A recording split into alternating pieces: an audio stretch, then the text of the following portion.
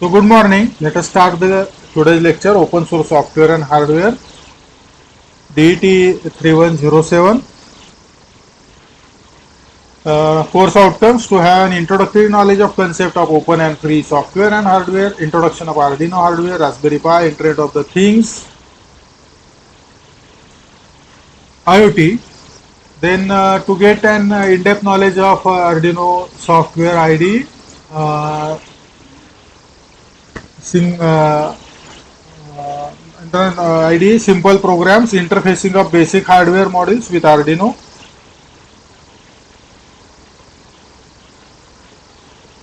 To acquire knowledge of interfacing and programming of Arduino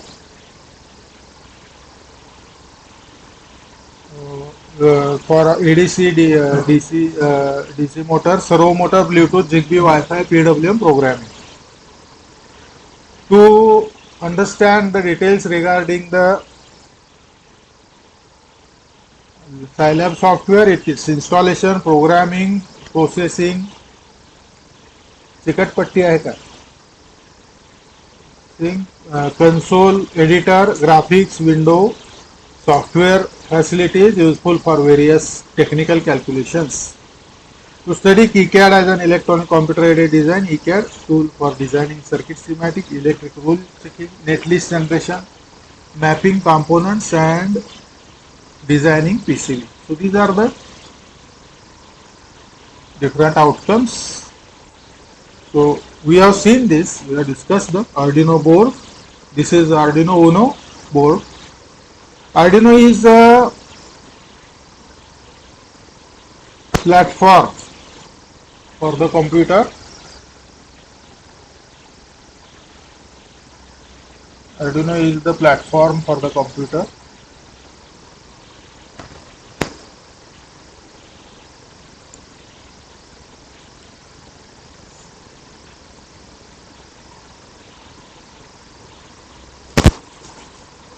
For the embedded system developments or embedded project developments, it is a platform means it is not only the hardware, it is the hardware, software and help memory. Okay. So you can consider Arduino as a platform. Okay. Development environment is also there, so help is also there and hardware is also there. So it is using Arduino programming language APL. So typical components are power circuit, programming interface, basic input output pins, LEDs, IO pins. So microcontroller is there on Arduino, and what doing the microcontroller that we have seen? They contain processing core, flash memory for program, IO peripherals, RAM, peripherals such as clocks, timers, PWM, etc. Microcontroller self-sufficient computers. So this is the team who developed the Arduino board and Arduino started the Arduino project, which is open source hardware. It uses the Atmel processor. Coding is accessible and transferable to C++, Java. Arduino is inexpensive, single platform for all operating systems, simple, clear programming environment. Okay. Then lost the network. I don't know how network is continuously getting disturbed. So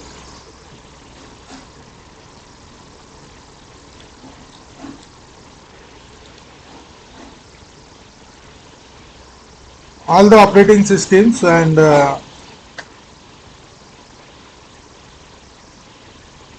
it is possible to operate. Interoperability is there for all the operating systems, and hence this can be used with all the operating systems.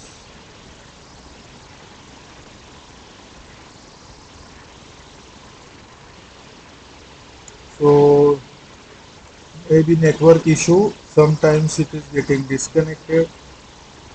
One open source and extensible software and hardware is there, interoperability. There are shields to use. In Arduino, there are shields to use. What do you mean by shields? Shields are the particular special circuits which we can connect directly and you can operate on it. And these are called shields, which are very useful in developing the projects and prototypes.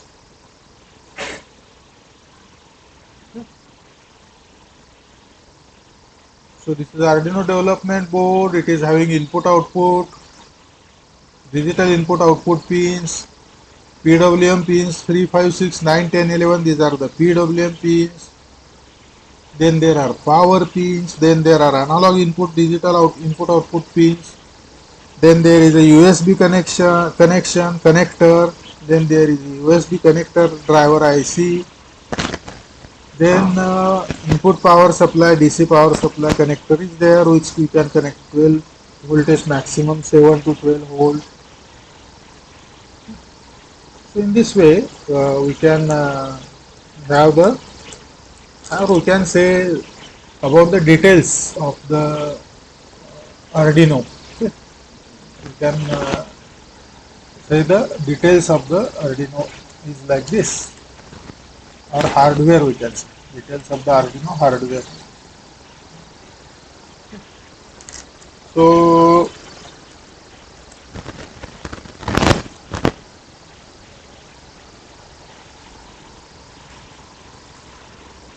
more details are there. Again the same board. There are digital I/O pins. There is a test LED. There is a USB. There is a FTDI USB. That is the IC driver IC. Then there is a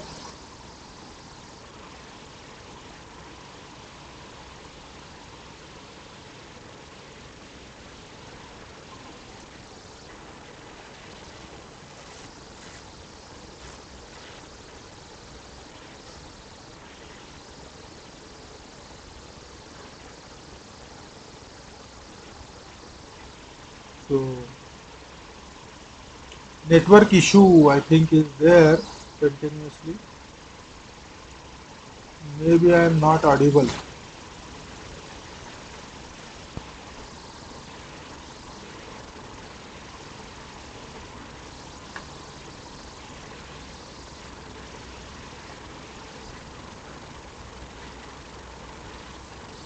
Then there is 16 megahertz crystal is there, then power LED is there, then reset button, at mega 8 microcontroller, analog input, transmitter, receiver, LED, power regulator, power supply. Okay. Then LEDs are there. So again there are more details like transmitter receiver LED is there, D13 pin LED is there, USB serial IC is there. If you look at this top side, top corner, then digital IO is there. Okay, digital input output pins. Then there are these are the pins, digital IO pins. Then there are USB jack. Then resetable fuse is there. 16 megahertz crystal is there. 5 volt low dropout regulator is there. DC power jack is there. 3.3 volt low dropout regulator is there. Then power pins are there. Then analog input output pins are there. Then ATmega 328 is there. Then in circuit serial programmable header is there. Reset is there. Power LED. So this is power LED. So this is a reset button, and this is the microcontroller ATmega 328. So these are the important connectors. Important connectors are digital and input output pins, transmitter pin, receiver pin. These two are serial connections, transmitter and receiver. That is 0 pin and 1 pin. 0 pin is receiver and 1 pin is transmitter.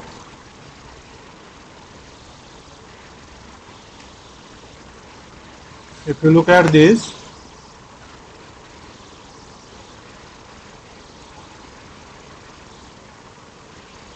so 0 pin is there, 1 pin is there.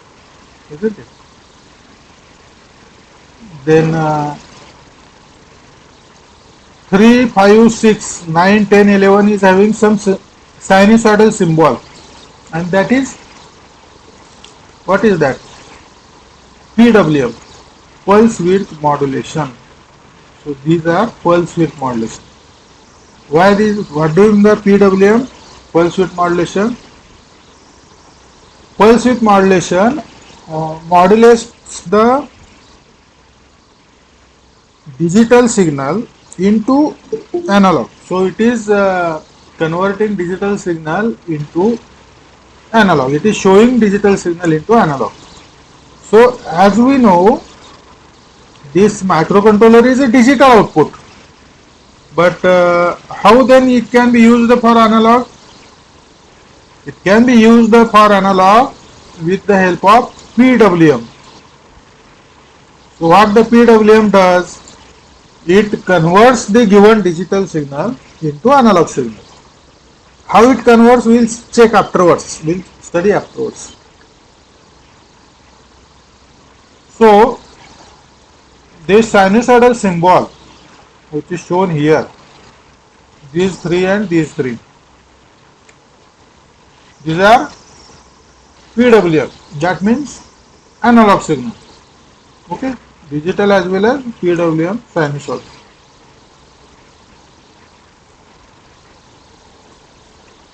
Then USB 7 to 12 volt DC, 3 volt output, 5 volt output, and these are the analog pins A0 to A5. Total 6 analog in pins are there. So IO pins are shown here. IO pins, input output pins, are having two states in the binary signal. In the binary signal there are two states, that is 0 and 1 logic. 0 logic and 1 logic. 0 logic gives the 0 volt on the pin. 1 logic gives 5 volt on the pin. If there is a 1 logic, it will give 5 volt. That means if 5 volt is there, we can assume it as a 1 logic. If 0 volt is there on the pin, we can assume it as a 0 logic. So this is the for digital pin, digital input output. It is for digital input output versus multiple states, and that is continuous signal. This is having only binary state. Binary state means two states, only 0 or 1, either 0 or 1. But this multiple state will have all the states. Okay, all the amplitudes are possible. All the amplitudes are possible. Every amplitude is possible. Infinite possibilities are there. So in multiple states, a continuous signal is there. So analog input is continuous signal. PWM input output is continuous signal. So digital is limited and binary, only 0 and 1, only two states, and analog, it is multiple states. How many? Continuous states. Continuous means how many possible? From 0 to 5, how many continuous states are possible? 0 is possible, 0.1 possible, 0.01 possible, 0.001 possible, 0.00001 possible, 0.0000001 possible. किती झाले? असे infinite असू शकतात. In analog condition, infinite possible voltages are there. In analog voltage condition, infinite possible voltages are there. Whatever may be the range. 0 to 1 analog range असेल तर infinite possible values. 0 to 2 analog voltage असेल तरी infinite possible voltages are there.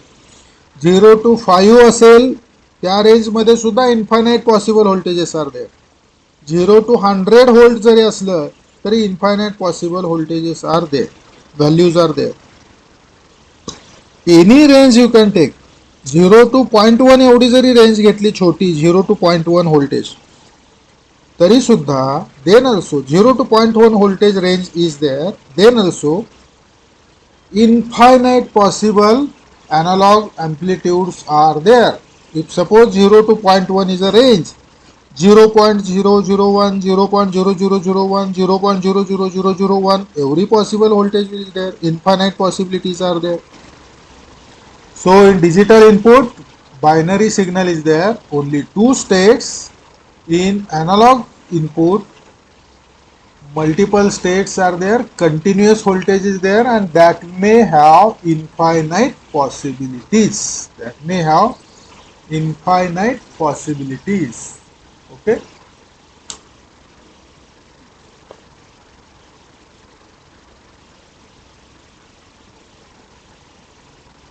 So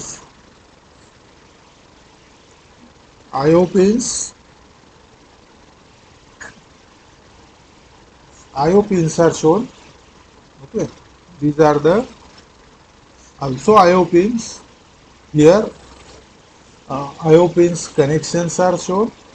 Uh, These IO pins have, some IO pins have digital input output, some have PWM, 0 and 1 serial port is also there. 0 number pin, 1 number pin, these are serial ports. Then there is in circuit programming is also there. In circuit programming. If you observe here, okay,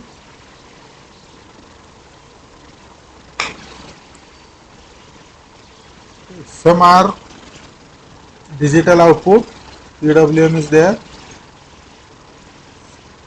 Some are 0 number and 1 number pin are serial ports out of this. Now in this case, in circuit serial programming, these pins are used. ICSP, in circuit serial programming. Then this is Atmel microcontroller. We are revising it. Better to revise it, isn't it? Yesterday also we have seen in the other slide. So this is one more slide. These are the power supply pins. Ground is there, 5 volt is there, 5 volt in is there, V in is there, and this is 5 volt is there. Then 3.3 volt is there, reset. So these are the analog inputs, A0 to A5. This is the power input. Here we can connect the power connection. This is the USB port. Here we can connect the USB port.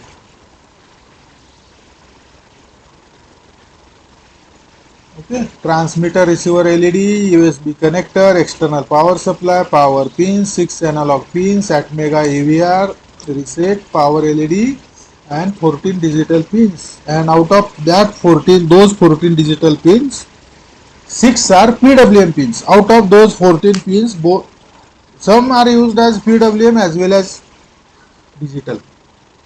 Okay. Some may be used as PWM as well as digital.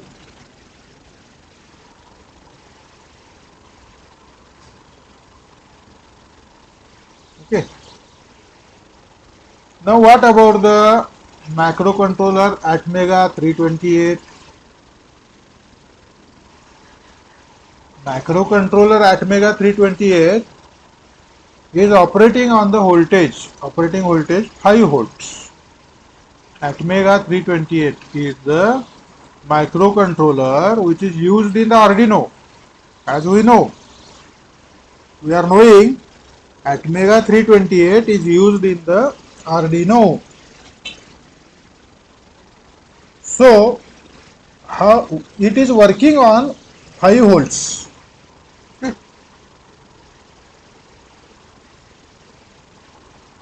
What is the input voltage recommended for this? For development board, the processor is working on 5 volt. Processor. So this processor is on the development board. Okay. Processor is on the development board. Processor requires 5 volt.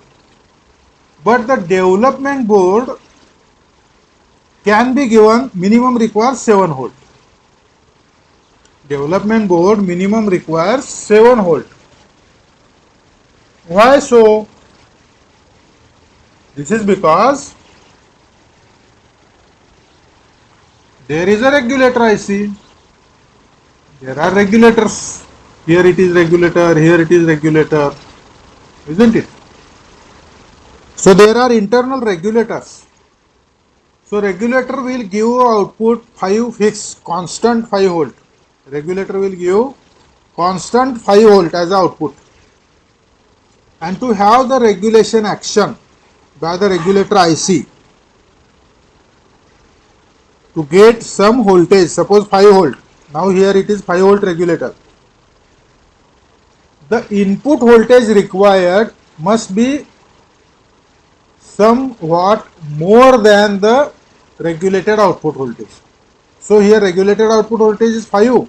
So input voltage limit, minimum limit is 7 volt. And this is the input voltage for the board which is recommended. Minimum voltage is 7 volt, which is the input voltage required for the board and not the operating microcontroller. Microcontroller is connected on the board, that is 80 mega 328. Then microcontroller requires power supply VCC as 5 volt. Operating voltage is 5 volt. Input output pins are working on 5 volt. But to that microcontroller on the board, this 5 volt is given through regulators. There are regulators placed on the board, and when to this board 7 volt is connected, then regulator will generate 5 volt. If less than 7 volt is connected, regulator won't generate 5 volt. And if the regulator is not generating 5 volt, board will not work. Board will not work because there is no output voltage, regulator output voltage.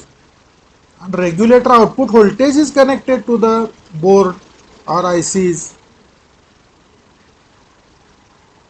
Therefore, for regulator input 7 volt is required. That means for the board 7 volt is essential, required. Maximum how much it can hold, or it can take 12 volt. So input voltage range is, you can give 7, you can give 8 volt, 9 volt, 10 volt, 11 volt, up to 12 volt. You can give 12 volt also. So regulator board can be given 7 to 12 volt. Then, Arduino board can be given 7 to 12 volt. Then regulator on the Arduino board regulates to 5 volt and gives to the ICs. Okay. So operating voltage of the IC microcontroller is 5 volt. Input voltage recommended for the Arduino board is 7 to 12 volt. Input voltage limits are 6 to 20 volt. Limits are there. Recommended 7 to 12 volt. It is recommended for working without any failure. It is recommended that it can be connected 7 to 12 volt. But what are the limits? Limits are 6 to 20 volt. So we should not go for the limits. Otherwise, some boards may fail or malfunction, or they may not work properly. That's why we should use the recommended range 7 to 12 volt. But the range or limit can be 6 to 20 volt. Okay. So what are the digital IO pins? How many digital IO pins are there? 14 pins are there. 0 to 13 number pins. Digital IO pins, 0 to 13 number pins are there, of which 6 provide PWM output. 6 pins provide PWM output. Out of 14 pins, 6 pins provide PWM output. Which pins are there which provide the PWM output? Pin number 3, pin number 5, pin number 6. Here it is written. pin number 3, pin number 5, pin number 6, pin number 9 and pin number 10 and pin number 11. Okay, so these many pins are there.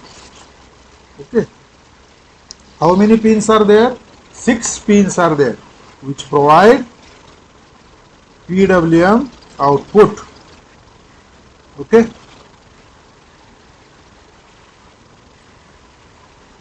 so these are the analog out pins. Okay, analog output pins. So PWM output are, you can see here 3, 5, 6, 9, 10. These are the analog out pins. Analog output pins. This we have seen in the previous lecture, yesterday's lecture. Then where the analog input can be connected? Analog input can be connected to other 6 pins. These are other 6 pins. These pins are 0 to 5, A0 to A5. These pins are A0 to A5. Okay. So pin number 0 to pin number 13, these are the digital IO pins. From this 0 to 13, 3, 5, 6, 9, 10, 11, these can be analog output, and separate from these 14 pins, there are A0 to A5 pins, and those A0 to A5 pins are having analog input connections possible. Okay, so DC current per IO pin, okay, means what? And this specification is important. This specification is important. DC current per IO pin. Why this specification is important? This IO pin is connected, suppose one circuit. One circuit is connected. Suppose LED is connected here.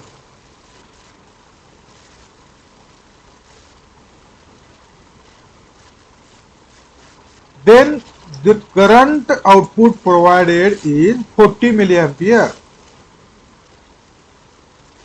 Okay, current provided is 40 milliampere. Okay, so current provided is 40 milliampere. That means this pin will provide output 40 milliampere. This is the meaning of DC current per IO pin 40 milliampere. It is not only providing output current, but suppose you are connected the switch with 5 volt. Okay, so this is the switch, plus minus. This switch you can press and connect, and this switch is connected. Suppose resistor may be there, and this switch is connected to the pin.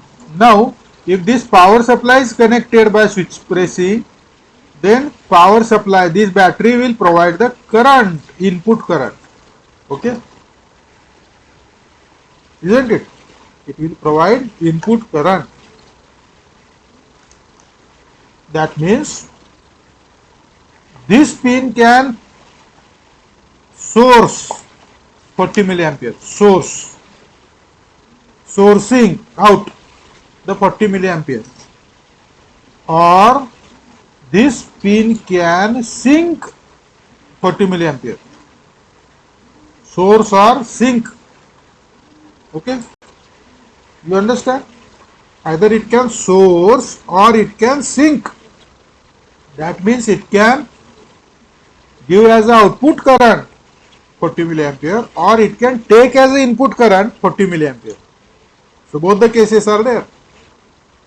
If circuit is, external circuit is providing the current as an input, it can accept that current. If external circuit is drawing the current as a circuit output, it can supply the current. So 40 milliampere is a limit. Okay. In both the cases, 40 milliampere is the limit. So, DC current per IO pin is 40 milliampere. Now, DC current for 3.3 volt pin. DC current for 3.3 volt pin is 50 milliampere. Where is 3.3 volt pin? Here it is 3.3 volt pin. So, this 3.3 volt pin is providing the power supply that can be connected to external circuitry in the development. Suppose you are developing something, you are connecting external circuitry, and to that external circuitry you require 3.3 volt. Okay. Then from this board you can take the regulated 3.3 volt. But how much it is providing? Its capacity is 50 milliampere. So these capacities are very important in every case. In every case, these capacities are very important. Why? Because we have to design the circuits. In designing the circuits in the project, these capacities are important. Why these are important? In designing the circuits, suppose you are designing the blinking LED project, and the LED circuit requires, say, for example, say 100 milliampere current. Otherwise, LED will not glow. Then, when we connect the LED to the pin and we give the command of making the pin on, then LED will not glow because that pin is supplying 40 milliampere in on condition. But LED requires 100 milliampere for glowing. Even though logic is correct, even though current is flowing 40 milliampere, LED will not glow. No. Now, for this purpose, in designing the circuit, we should know current capacities. Correct? You understood why the current capacities are so important? Suppose in case of same case, same example we can take. LED is connected. Okay. Now suppose the port is providing 40 milliampere, but the LED requires only 5 milliampere for glowing. LED is requiring only 5 milliampere, but port is providing 40 milliampere. Now this is the condition. Huh? Now suppose you have written all the program, okay, you have checked the logic, okay, you uploaded the program, okay, you have connected the LED, okay, and you have started the board. What will happen to LED? LED immediately burns out. LED will be broken down. LED breaks down. Why? Because LED's limit was 5 milliampere and what we are connecting 40 milliampere. So LED will be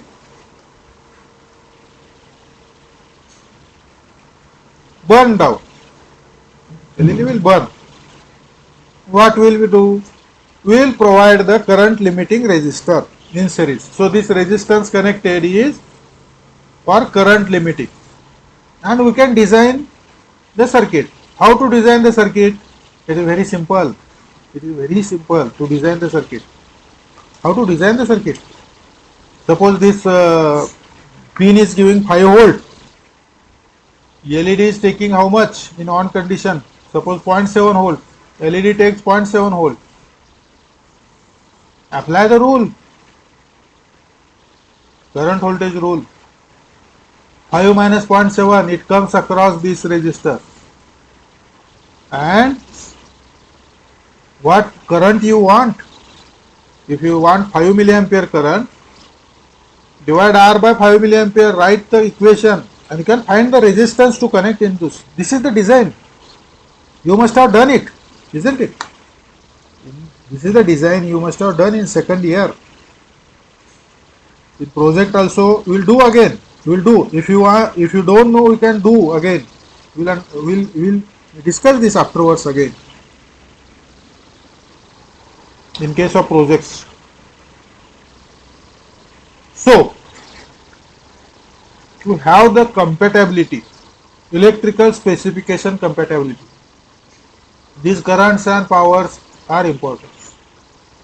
That means the pin is providing 40 milliampere, so you have to connect the external circuit to cope with the currents and powers of the pin. If the external circuit is requiring 100 milliampere and we are having this 40 milliampere, then external circuit will not be driven. It cannot drive the circuit.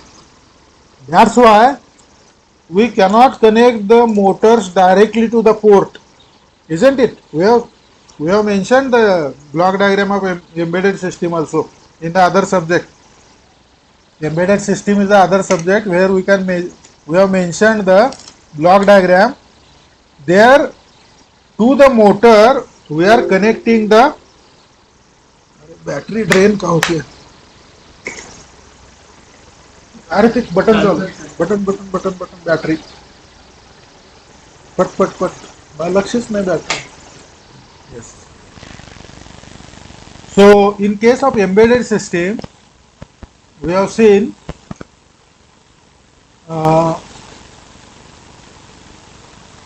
there is a block diagram and there is a motor connection to the embedded system, and to the motor we are connecting a driving circuit. Why we are connecting driving circuit there? Because the output pin of the microcontroller gives signal 0 or 1, 0 or 5 volt. But the output pin of microcontroller cannot drive the motor because motor current requirement is very large than microcontroller output current.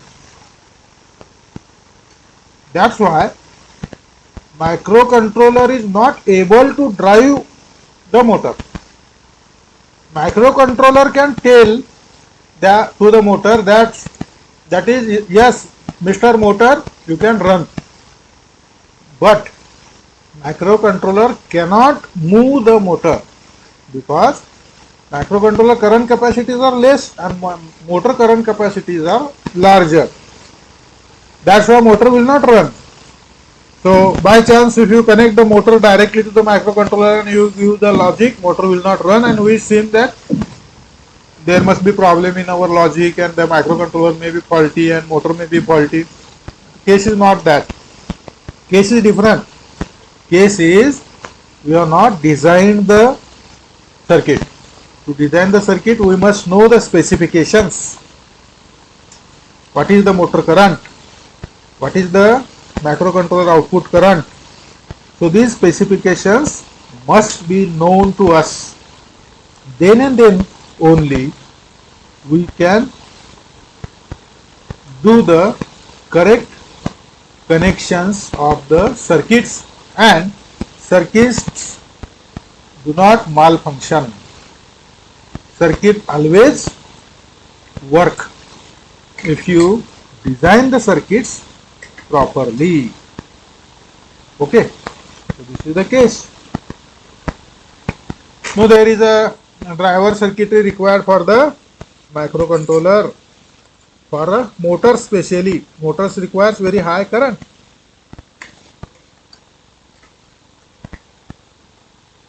Now these are the two conditions for outputting to the LED or motor. Suppose LED requires 5 milliampere current and Microcontroller is giving 40 milliampere current. We always place the resistor in series to control the current so that LED will not burn. And in case of motors, microcontroller is providing 40 milliampere. Then we provide the external driver so that current will be boosted so that the motor will be driven. So this is in case of output current. What in the case of input current? Input current is also limited 40 milliampere for the microcontroller. So what we will do? Again, for the input case also we can put the resistance by designing the circuit. In case of input and output, if the excess current capacities are there for external circuitry or less current capacities are there for the external circuitry, accordingly we can put either resistor or we can put either the drivers. Okay, so that's why these specifications are very important.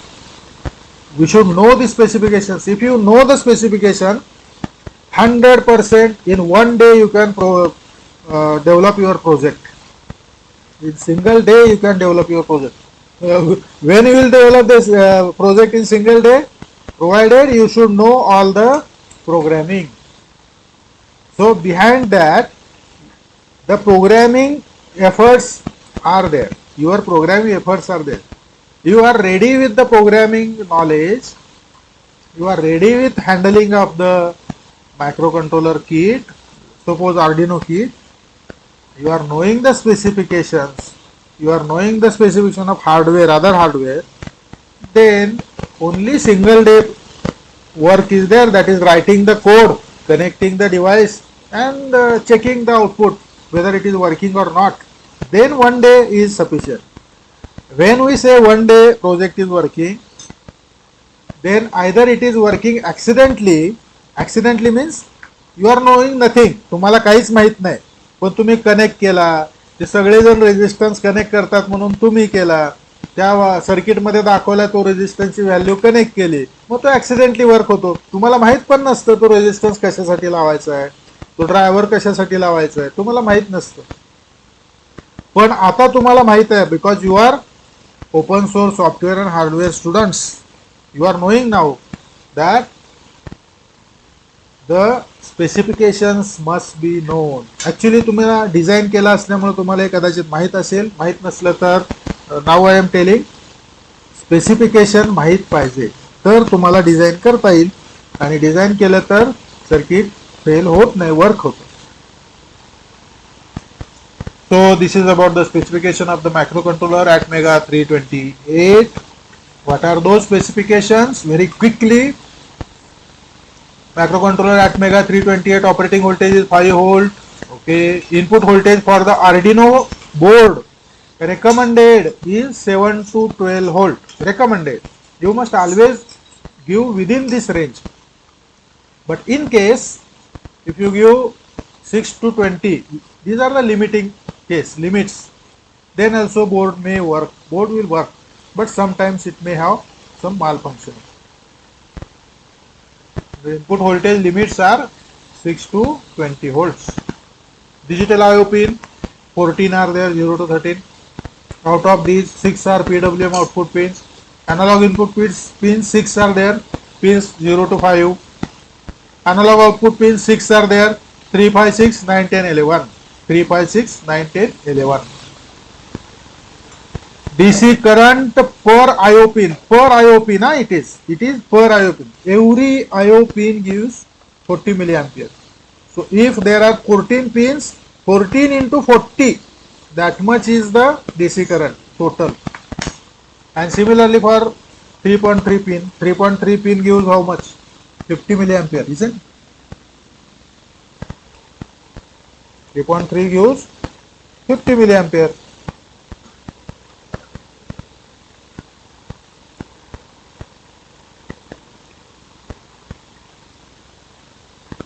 So these are the specifications.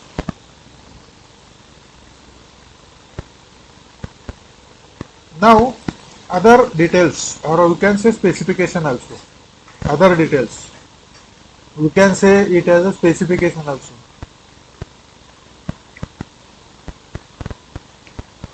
Microcontroller Atmega 328 has a 32 KB flash memory.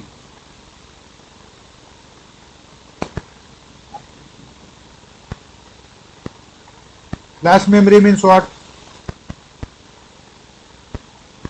Flash memory means the memory which you can electrically access and write also. Read as well as write also. Very easily you can read and write. Normally like pen drive. If you save on the pen drive, very easily you can save it. Now what do you mean by very easily? You are not knowing the process of EEPROM, EEPROM, UEPROM. That's why you are not understanding what do you mean by easily. Now I will tell the story of UEPROM or PROM.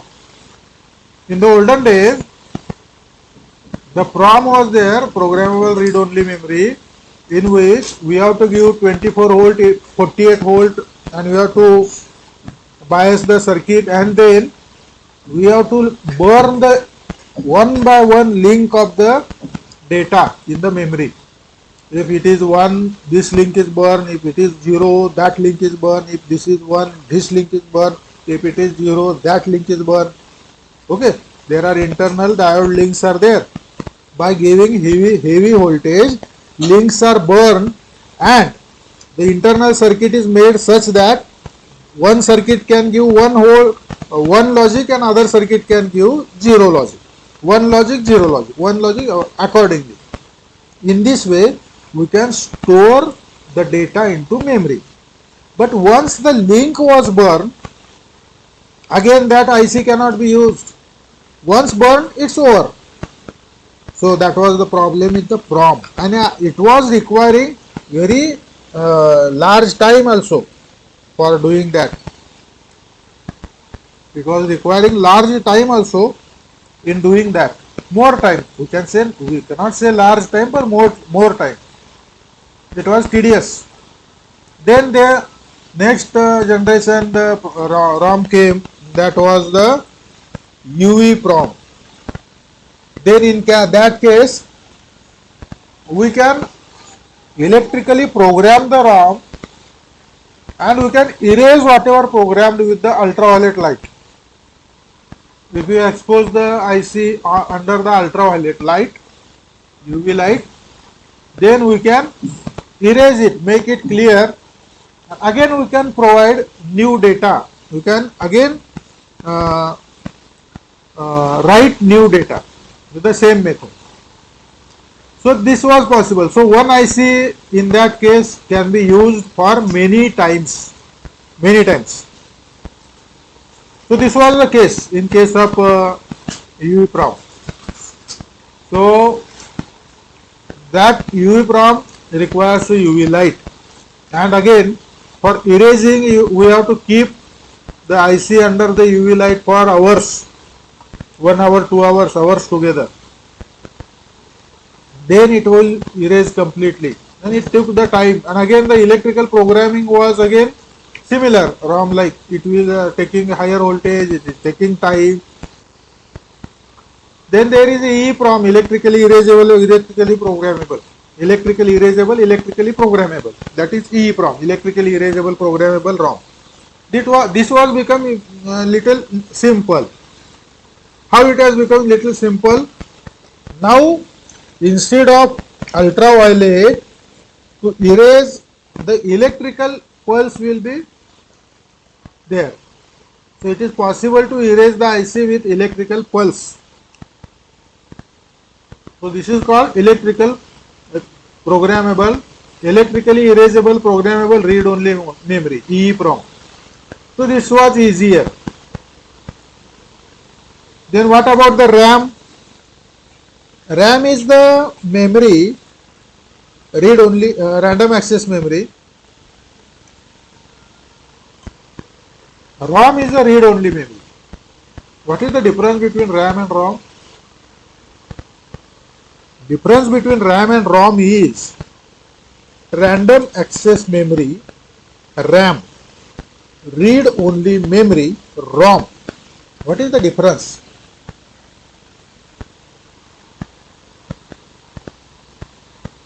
So random access memory RAM is a bank of flip-flops or registers where you can latch the data. Latch means you can store the data. Okay, you can store the data. It can work as a memory. You can store the data. It can work as a memory, random access memory. Okay, but what happens if light goes off or if you turn off the light? If you turn off the light, the registers, flip-flops, whatever circuits are there, when turning off of the light or switching off of the circuit, all the data will be lost. There will not be data held in the flip-flop or register when light is not there. So RAM will lose all the data. So random access memory RAM is holding the data whenever there is a light, and if light goes off, it loses the data. That is the property of the RAM. But RAM is faster. Very fastly we can write the data, very fastly we can read the data. RAM is very faster and very easy to store the data when program is executing, when programming is running. When program is running, it is very useful memory. Memory is useful, but it cannot store data for continuous time. So this is RAM. ROM is once you program and store the data, permanently it stores. It will not change the data unless and until you change it. Unless and until we change it, it stores permanently. Okay. So this is ROM. So programmable read-only memory PROM was there initially. Only once program link burn करून. Then UV-PROM was there. Ultraviolet light erasable PROM, programmable read-only memory. Then EEPROM was there. EEPROM, electrically erasable programmable read-only memory. This is written here. All these are ROMs. And this is the SRAM, static RAM. There are types of the RAM: static RAM, dynamic RAM, repressible RAM, isn't it? So RAM and ROM difference is RAM is very fast, but it is volatile. उडून जातं ते, volatile आहे. Petrol spirit उडून जातं ना, volatile असतं. म्हणजे आपण पेट्रोल थोडंसं हातावर ओतलं की आपल्या बॉडी टेम्परेचरमुळे, हाताच्या टेम्परेचरमुळे पेट्रोल इव्हॅपोरेट होऊन जाते, व्होलाटाईल असतं. रॉकेल आपल्या हाताला आपण लावलं, केरोसिन, उडून जातं ते. स्पिरिट इंजेक्शन करताना स्पिरिट लावतात ना आपल्याला डिसइन्फेक्ट करायला, ते उडून जातं लगेचच. ते व्होलाटाईल आहे. So this memory RAM is volatile memory, whereas ROM is permanent memory. But ROM require more time for storage. Storing time, store करण्याचा जो प्रोसेस टाइम आहे तो पूर्वी खूप जास्त होता, आता कमी होत गेला.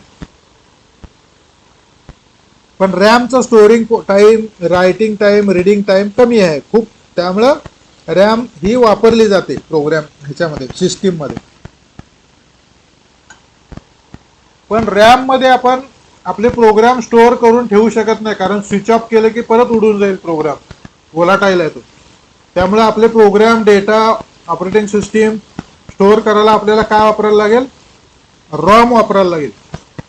Okay, so this is difference between RAM. RAM हे एक्झिक्युशन होत असतं प्रोग्राम तेव्हा फास्ट मेमरी म्हणून काम करते, आणि प्रॉम हे आपले प्रोग्राम्स डेटा हे परमनंटली स्टोअर करण्यासाठी आपण वापरत असतो. तसं फ्लॅश मेमरी, आता आपला पेन ड्राईव्ह आहे, आपण पेन ड्राईव्ह मध्ये किती फास्ट सेव्ह करू शकतो ना. बघा तुम्ही पेन ड्राईव्ह मध्ये फाईल लगेच सेव्ह होते. पूर्वीसारखं अल्ट्राव्हायोलेट खाली त्याला 2 तास ठेवा, त्याच्यानंतर ती क्लिअर होईल, त्याच्यानंतर आपल्याला हाय व्होल्टेज द्या 48 व्होल्ट्स आणि मग त्याच्यामध्ये सेव्ह, असं नाही आहे पेन ड्राईव्हचं. पेन ड्राईव्ह आपल्या 5 व्होल्टलाच फटकन लगेच सेव्ह केले की सेव्ह करते, fraction of within 1 minute, isn't it? So it is very faster. So it is called flash memory. So these are the different types of the memory. What are the types of the memory? Flash memory is there, SRAM is there, means RAM is there, and EEPROM is there. Electrically programmable read only memory, electrically erasable programmable read only memory, electrically erasable programmable read only memory, EEPROM. So microcontroller ATmega 328 is having flash memory, is having RAM, SRAM, is having EEPROM. How much it is? Flash memory is 32 KB in the IC. It is 32 KB in the IC. SRAM is 2 KB at Mega 328 in IC, and EEPROM is 1 KB at Mega 328 IC. Out of this flash memory 32 KB, 0.5 KB is used for bootloader. Okay, what do you mean by bootloader? And clock speed is 16 megahertz, that we know. While studying the board, we have seen the crystal of 16 megahertz connected there on the board. So clock speed is 16 megahertz. 80 mega 328 Arduino microcontroller is having clock speed 16 megahertz. Okay, what is bootloader? Bootloader. Okay, bootloader is the initial program which initiates all the hardware. Basic command words are required to initiate, to start the hardware, every hardware. Suppose there is a port, suppose there is a controller, interrupt controller, suppose there is a input output port, suppose there is a memory controller, microprocessor, everything. Each IC requires some command words to initialize. So this initialization process requires some program. That means the same microcontroller can be used either in this mode or that mode or that mode or that mode. So which mode it will work, who will decide? That will be decided by program. How to decide? So we have to initialize it. We have to give some command words so that that particular microcontroller will go into that particular mode. So to start, to initialize, some command words are to be given.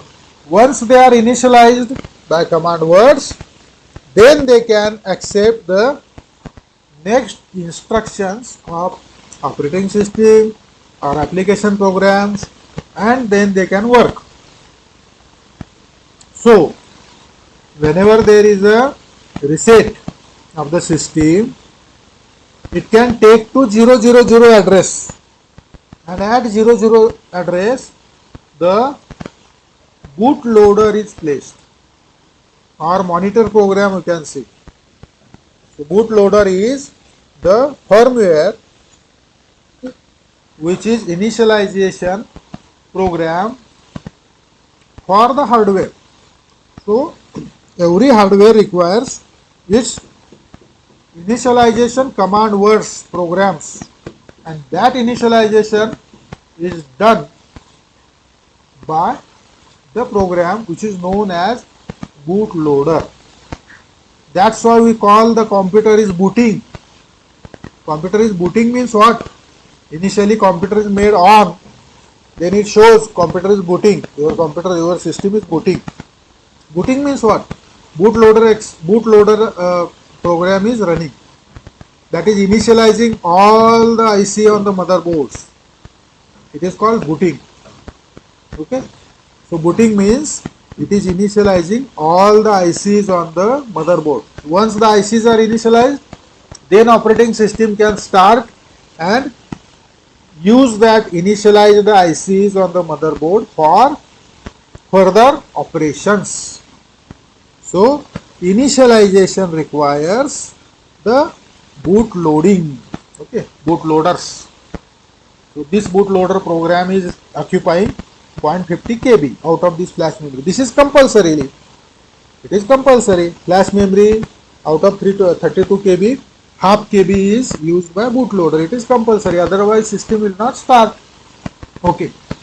So other specification on all other things we can check in the next lecture.